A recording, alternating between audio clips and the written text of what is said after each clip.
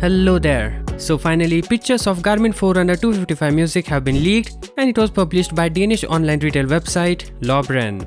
So the device looks similar to Forerunner 245, same display along with same 5 physical buttons, even the bezels look similar in size. The only visual difference is the green color around the top right button, which is not that big of a deal, it's just a different color.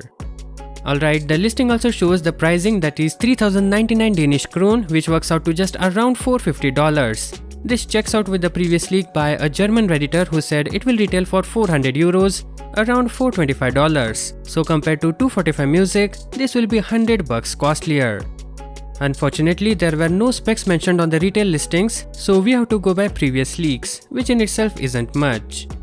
Anyways, we know that there's gonna be Forerunner 255 and 255S, a large and small variant of the watch. They are further bifurcated into music and non-music. The music one will have Wi-Fi connectivity in addition to Bluetooth and AND+, while the non-music version will only have the latter two. We might also get to see touchscreen functionality since Forerunner 955 is expected to come with this. Other than that, you can expect the latest generation sensors and other improvements under the hood. As for functions, previous reports mention a running power integration along with a barometric altimeter, the new stamina metric and morning report. There are also some new reports suggesting that it will include training readiness score and HRV status to help you decide whether you should train on a particular day or take it easy. So to sum it up, a lot of new features will be coming to Forerunner 255 lineup this time around.